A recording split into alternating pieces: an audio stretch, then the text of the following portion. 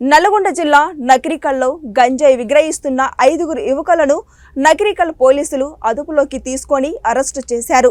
నకిరికల్కు చెందిన 3 యువకులు గంజాయి విక్రయిస్తుండగా యాదాద్రి జిల్లా అండగూడూరు మండలం గట్టు సింగారం గ్రామానికి చెందిన మరో 2 యువకులు కొనుగోలు చేస్తుండగా వారిని నకిరికల్ పోలీసులు అదుపులోకి తీసుకొని వారి వద్ద ఉన్న గంజాయి సామగ్రిని స్వాధీనం చేసుకున్నారు.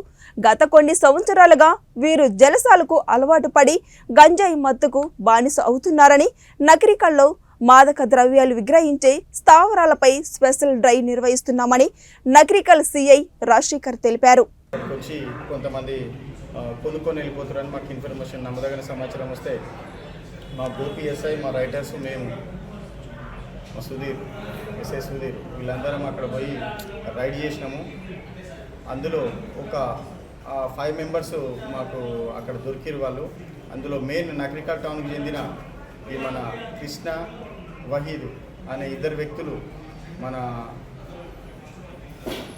ఆంధ్ర ప్రాంతం నుంచి తీసుకొచ్చిన ఒక పర్సన్ దగ్గర నుంచి వీళ్ళు తక్కువ రేటుకు తీసుకొని వీళ్ళు ఆ ఏరియాలో చిన్న చిన్న పొట్లాలుగా తయారు చేసి వేరే వాళ్ళకు అమ్ముతున్నారు.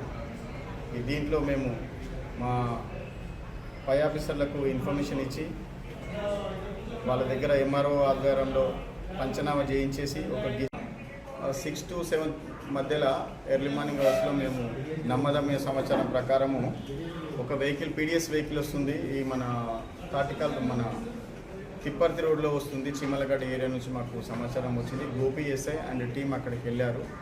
దాన్ని వెరిఫై చేసినాము. అందులో పీడిఎస్ రైస్ ఉందని మా ఇన్వెస్టిగేషన్లో తేలింది. అందులో ఒక 80 బస్తాల పీడిఎస్ రైస్ ఉంది. అది అందాజా 40 క్వింటాల క్వాంటిటీ గల పీడిఎస్ రైస్ అని తేలింది. ఇది మన దాని యొక్క డ్రైవరు టాటా ఏసీ ఆటోలో తీసుకొస్తున్నారు ఈ రైస్ అంతా. ఆ డ్రైవర్ని విచారణ చేస్తే అతని పేరు కృష్ణ మరియు ఆ వెహికల్లో ఉండే భద్రయ్య అనే ఒక వ్యక్తి ఉన్నారు. వాళ్ళని ఎంక్వైరీ చేస్తే ఈ రవి అనే పేరు కట్టంగూరుకు చెందిన వ్యక్తి అని కూడా తెలుస్తున్నది. దీని మీద కేసు రిజిస్టర్ చేసినాము, ఇన్వెస్టిగేషన్ చేస్తాము. మొత్తం టోటల్గా ఎంతమంది ఉన్నారు సార్? చేస్తాం. ఇప్పుడైతే మా విచారణలో ఒక 3 వస్తున్నారు.